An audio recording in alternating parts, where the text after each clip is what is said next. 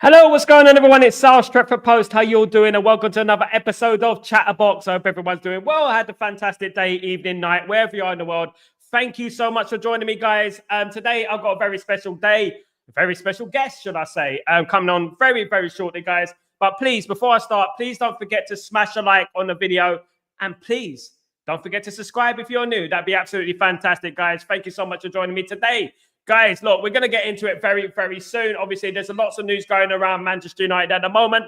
Lots of questions to be asked, and we need to get to the nitty gritty, don't we? We need some good news for Man United, don't we? We're Man United fans. We need some good news. We need transfers, don't we? That's what we need. Look, we've only got 4 days until the window closes, guys. And you know what? It's getting close, isn't it? It's getting close. We've only got one signing in at the moment. I mean, we got Anthony out. Are we going to get any other players out? Let's wait and see, guys. Let's wait and see. So we're going to get right into it very, very soon. I just wait for my guest, of course, to come on. Of course, that'd be absolutely, and then we'd be able to get straight into it, guys. Absolutely. Let's read some of your comments real quick. Big up Redwood Tower. How you doing, my friend? Hope you're doing well. Thank you so much for joining me. Big up Ben the Baller. Absolutely, definitely. I'm going to get my friend Ben Jacobs on the show right now, guys. Welcome, Ben. How are you? Very good. Yeah, it's good to be here. Thanks for having me. You're very, very welcome. Thank you so much for coming on the show, mate. I know you're super busy, but you know what? It is transfer window, of course, and we've only got 4 days of the transfer window to go. And you know what? We're desperate for Man United news. That's what we are, and we need some transfers, to keep us sane, because there's so many bad stories going around Man United at the moment. And with the news about Mathis Tel, is there any news, any concrete news in regards to this transfer?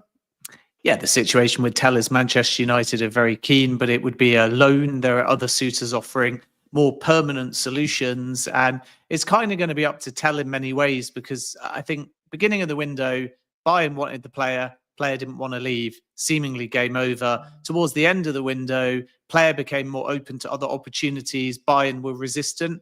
Now everyone's on the same page. And what makes it such a mad and dramatic race is that all options are basically on the table in terms of formula. So loan, option, obligation, or permanent deal.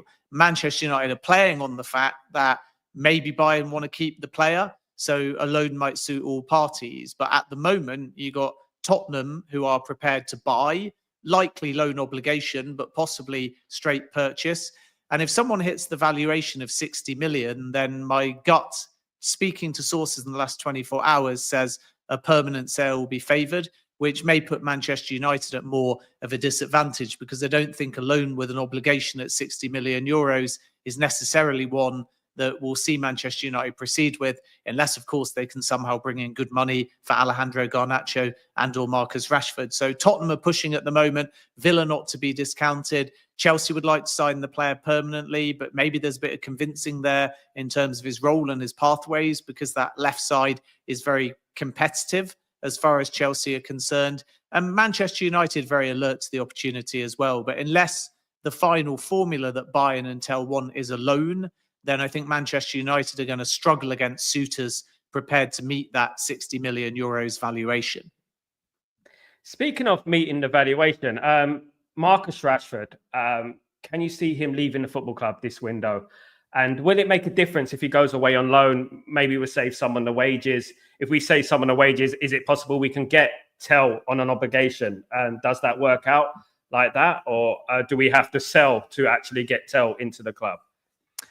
I don't think it's sell financially. We're not necessarily looking at a one-in, one-out type scenario. It's more just down to the fact that at the moment, Manchester United are relatively well covered. If you look at the squad and that front line, because Joshua Zirkzee can play anywhere across the front line. Alejandro Garnacho's still there.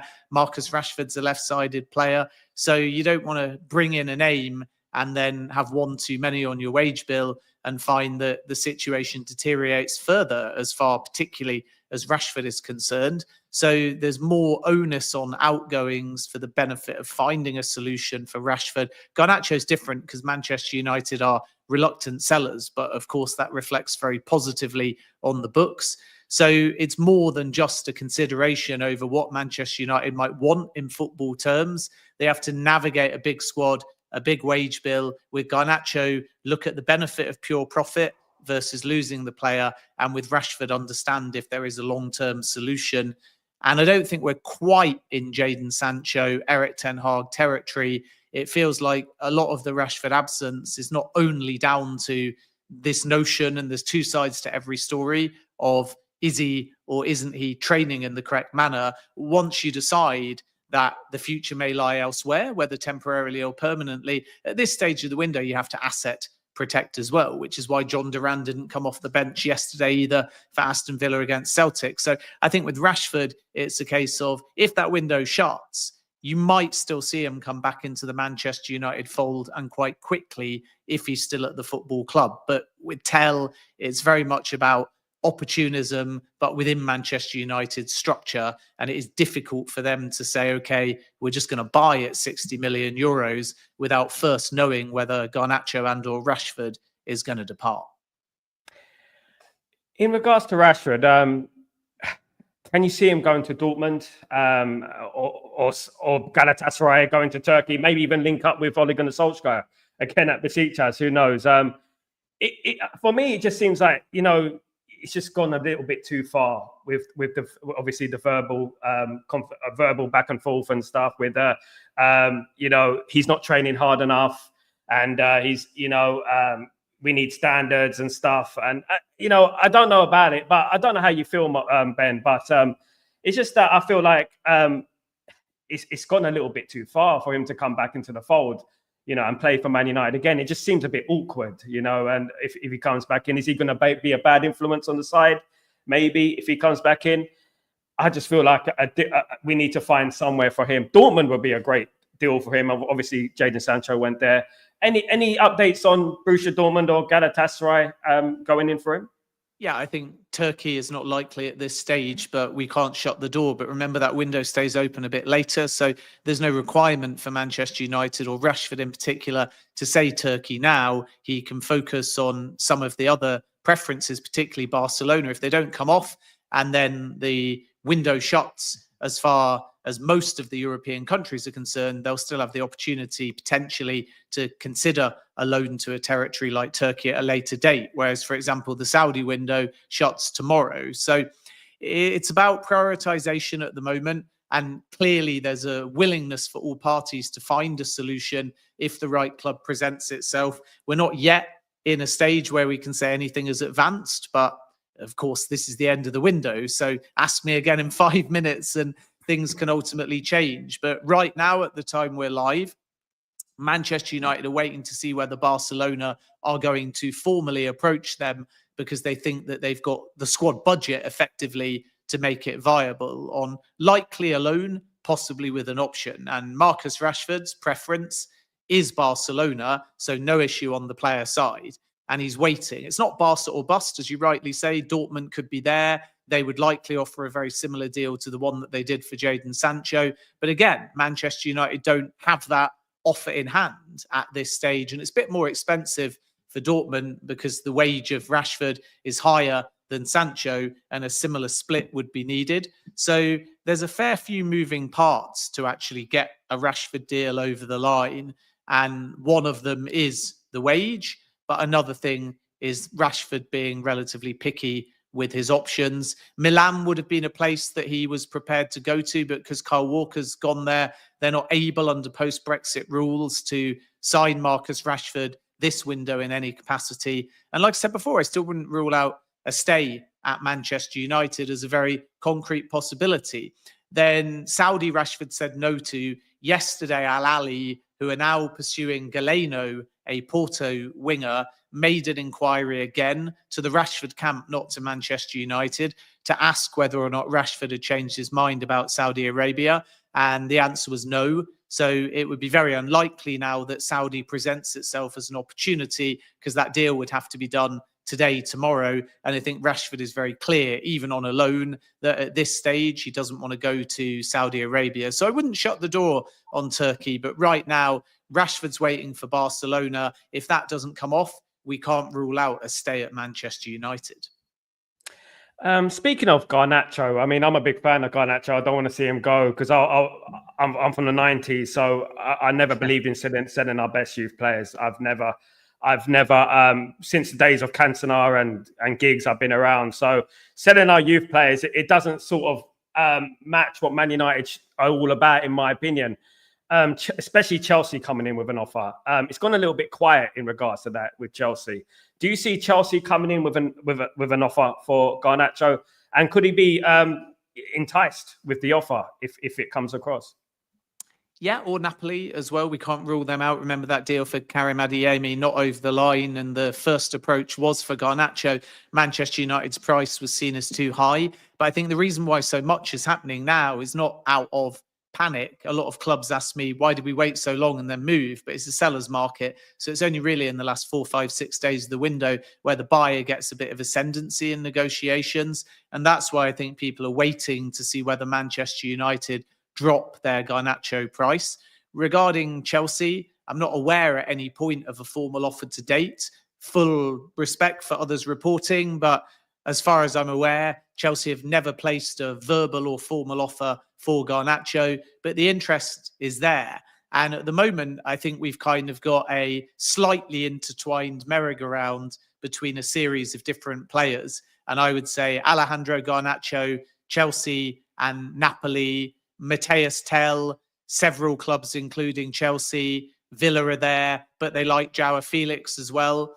So not everything is directly linked, but you could have a scenario where late in the window, Chelsea decide, are we going to bid for Garnacho? Is Mathis Tel possible? If they go down the route of Tel and get him, then maybe Christopher Nkunku ends up going to Bayern. And that might mean that João Felix can't go to Villa. But Villa are looking at Tel and Felix. So maybe Villa get Tel. And then maybe Chelsea say, okay, now we're trying for Alejandro Garnacho. So there's a few kind of moving parts. Maybe Manchester United just go and get Tel, and then they drop the Garnacho price because they feel that they're a bit more covered in that area, because the left wing is his predominant position, but he can play left, right or centre. So that allows Manchester United a feeling they're getting a young player who can goal contribute and again can move anywhere across the front line. So I think it's a bit of a waiting game at the moment. My gut says that 2 weeks ago, if Chelsea could have done Tel for Nkunku, they would have done. Now it's a mad race. If they miss out on Tel or choose not to pursue that target, it's not always a case of a club trying and failing. Sometimes they just don't see value or they go down another route. And obviously, football fans listening will go, but the player, that's all we want to know. The player, can he improve our squad? But sometimes you might have a top choice and be like, I'm drawing a line at that valuation. So then I'm going to go for another target, even though that first profile was perfect, the price is just too high. Other times you change your mind. Other times, of course, you lose a race. You can't win them all. So we're at that stage now where everything is a little bit intertwined. So I think coming back to Garnacho, Manchester United, to stress, reluctant sellers. But PSR may mean that they see worth in cashing in now because of that so-called pure profit on the books. So keep an eye on Chelsea and Napoli. And also, as importantly, whether you think the Manchester United number, which has always been 70 million euros, is going to drop in the next 5 or 6 days. And if it does, Napoli would gladly do that deal at 50, 55 million euros. And if that's the price, then who knows? Chelsea might finally place a formal bid. I just think that's so low for Garnacho. I don't know about you, Ben, but I'm just selling him for 42 million was the offer, wasn't it? The first offer.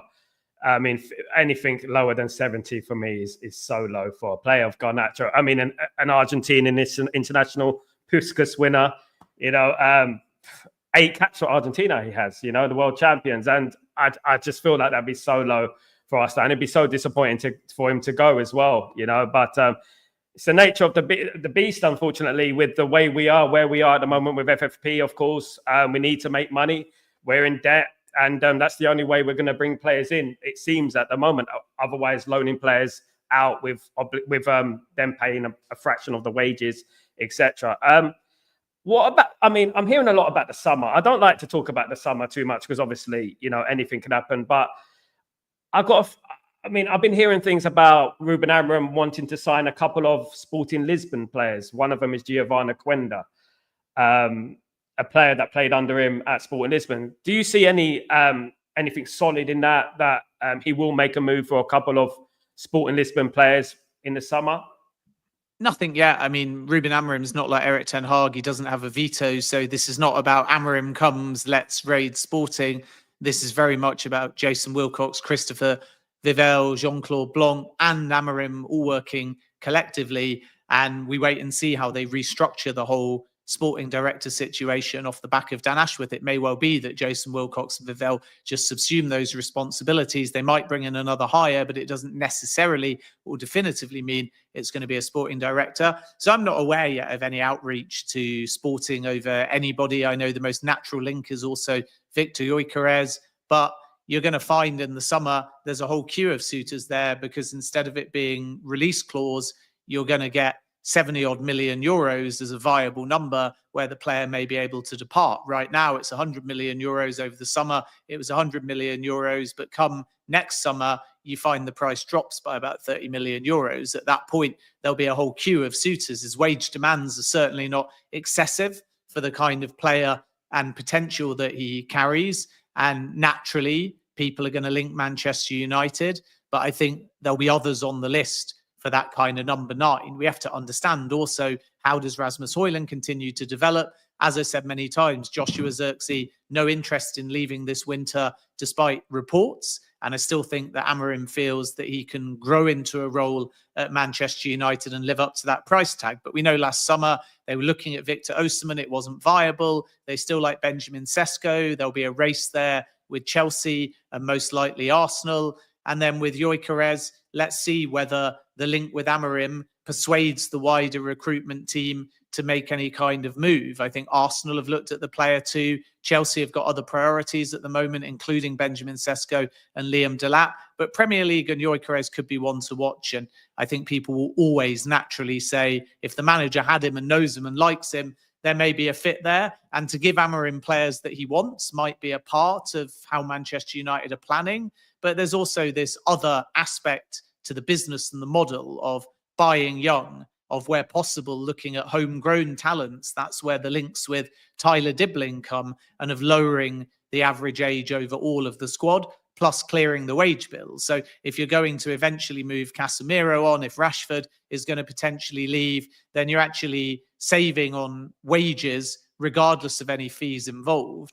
And then from there, if you're just replacing those players with another mid-20s footballer on 250k or more a week on a 5-year deal, then your books are essentially exactly the same. So there'll definitely be a drive towards finding more value in the market and removing this kind of Manchester United tax that historically has hovered over many deals. So that may mean it's a bit more frustrating for fans, because so many will be saying, just buy the targets we need at the price necessary. But there's a big difference, in my opinion, between how they did business for Rasmus Højlund, paying probably 20 or 30 million euros more total package than they originally wanted, versus, for example, the Dorgu deal, where it was 40. Everyone assumed that they would either pay 40 or somehow end up paying above 40 to get that deal done. And in the end, it's 30 million as the fixed fee. And we wait and see with the bonuses how even gettable they are. But that's a different kind of negotiation. That's Manchester United playing hardball. That's Manchester United placing 3 quick offers. That's Manchester United tactically moving late in the window and saying, we've got player buy-in. We're sticking to our valuation. You take or leave our final offer. And now, obviously, we know that when it's all formalized in terms of the paperwork, he'll do his medical most likely at the weekend. So that does mean that Manchester United may bring in less and walk away from deals. But it also means that when they get the players now, they'll hopefully be at the right kind of valuation. So again, with Gyökeres, if they don't feel there's a deal there to be had in terms of value, wage, agent fees, I don't think that they'll throw themselves into that for the sake of it, just because of the whim of the manager. And that's the whole point of Amorim. He has to come in, unlike Ten Hag, knowing that he isn't the recruitment model. He's got a say, it's valuable, but there are other voices. And there will be times, therefore, unlike Ten Hag, who had the veto, where Ruben Amorim can be outvoted. Absolutely. With INEOS, they're under a lot of scrutiny at the moment in regards to the cutbacks, making people redundant, etc. I mean, obviously coming into Manchester United, it was always going to be a cauldron of people. You're going to be judged. You're going to, all eyes are going to be on you. Every little thing you do. I personally thought they've done very well in the transfer market so far. I think in the summer, they've done very well. I thought that was a brilliant transfer window. Absolutely. It took me by surprise. We weren't held to ransom. We didn't overpay that much on certain players. And of course, we didn't pay too much in wages as well.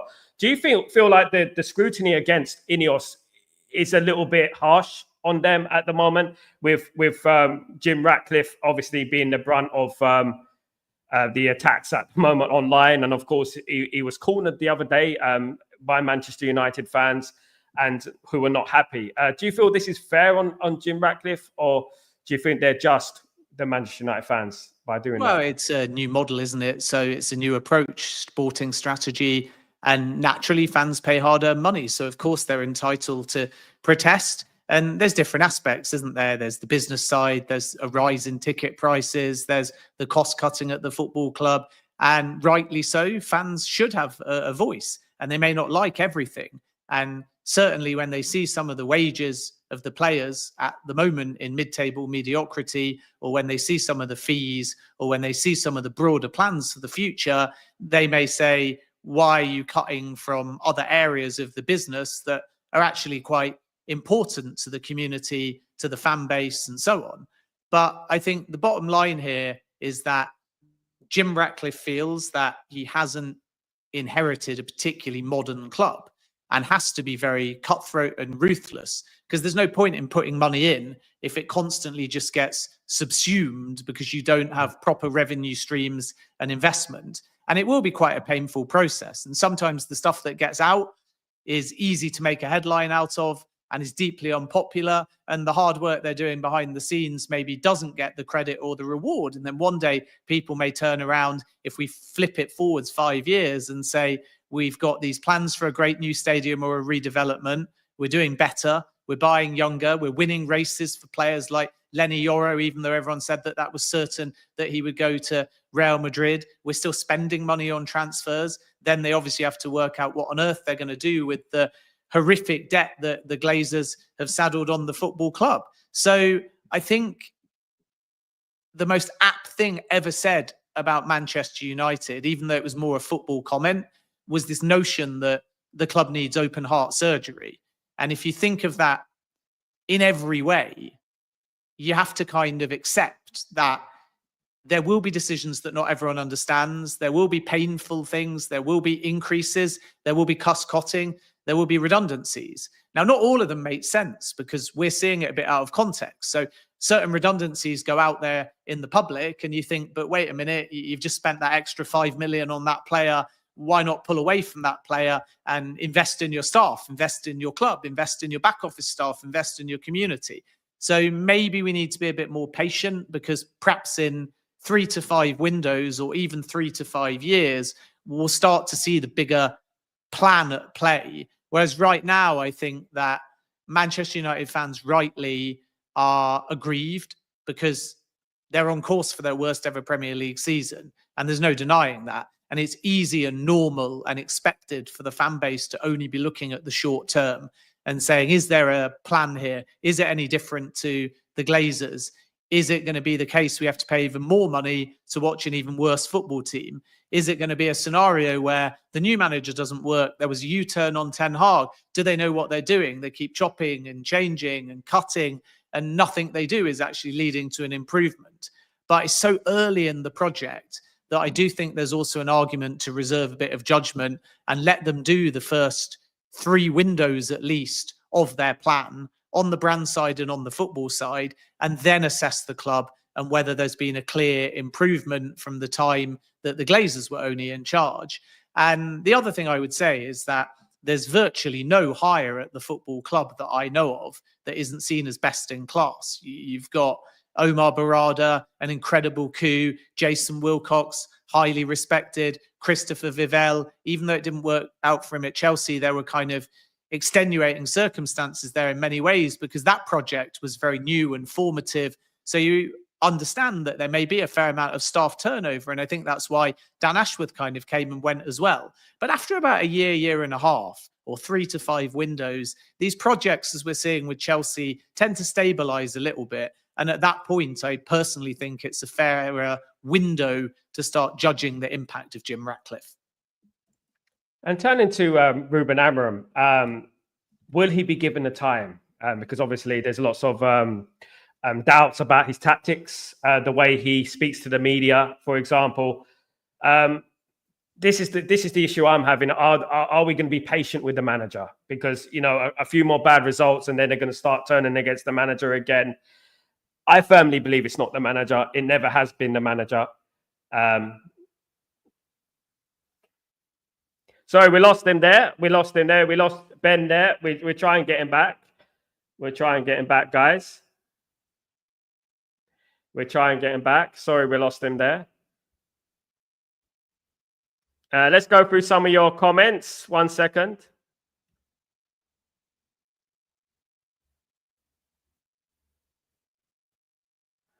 No problem. No problem. But thank you, Ben, anyway, for joining me today. Of course, we're getting back on the show. Sorry, you had to go very soon. So, guys, thank you very, very much for tuning into that. Of course, let's read some of your comments. Of course, guys, let's go through it real quickly.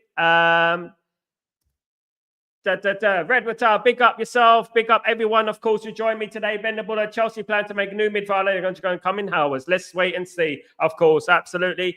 Abdullah, big up this channel, and Ben, big up Ben Jacobs, big up Abdullah, big up yourself, big up Ben, of course, who came on. Thank you, Ben. Big up Sal, big up Ben and chat, big up yourself, big up. Good afternoon, everyone. I hope you're all doing well, guys. Thank you so much for joining me. Of course, big up. Danny B, big up, my friend.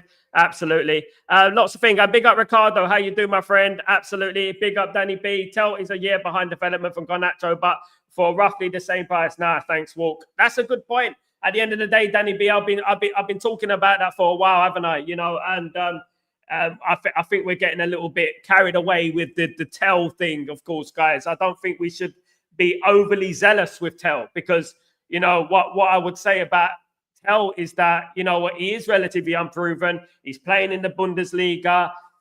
He can be nurtured. He can, but one thing I would say is that, you know what, we're gonna have to be a little bit more obviously patient with him. Absolutely, guys. Guys, I want to thank everyone who's joined me today. Sorry, it's a little bit of a shorter show, but thanking Ben, of course, for joining me today. Absolute legend, of course, guys. And please don't forget to subscribe to the channel and smash a like on the video if you guys can do that for me. That'd be absolutely fantastic. Guys, I'll be back tomorrow morning. If nothing else breaks, I'll be back tomorrow morning for Breaking Dawn. Please don't forget to join me. Of course, there is loads of things going on in regards to Man United at the moment. But guys, thank you and take it easy. See you soon.